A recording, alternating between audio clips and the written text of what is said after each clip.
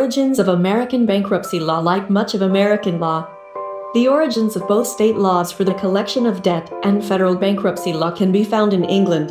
State laws are, in general, derived from common law procedures for the collection of debt. Under the common law, a variety of procedures evolved to aid a creditor in collecting a debt. Generally, the creditor can obtain a judgment from a court for the amount that he is owed, and then have a legal official seize some of the debtor's property or wages to satisfy this judgment. In the past, a defaulting debtor could also be placed in prison to coerce repayment. Bankruptcy law does not replace other collection laws but does supersede them. Creditors still use procedures such as garnishing a debtor's wages.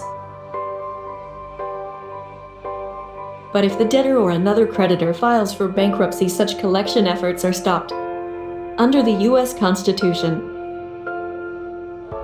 bankruptcy law became a federal law in the United States.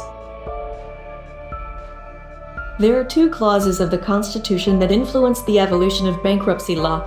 First, in Article 1, Section 8, Congress was empowered to enact uniform laws on the subject of bankruptcy. Second, the Contract Clause prohibited states from passing laws that impair the obligation of contracts. Courts have generally interpreted these clauses so as to give wide latitude to the federal government to alter the obligations of debt contracts while restricting state governments. States, however, are not completely barred from altering the terms of contracts. In its 1827 decision on Ogden v. Saunders, the Supreme Court declared that states could pass laws that granted a discharge for debts that were incurred after the law was passed. However, a state discharge cannot be binding on creditors who are citizens of other states. The evolution of bankruptcy law in the United States can be divided into two periods.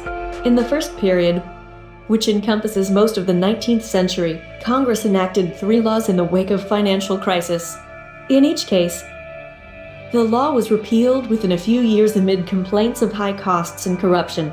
The second period begins in 1881 when associations of merchants and manufacturers banded together to form a national association to lobby for a federal bankruptcy law. In contrast to previous demands for bankruptcy law, which were prompted largely by crisis, late 19th century demands for bankruptcy law were for a permanent law suited to the needs of a commercial nation.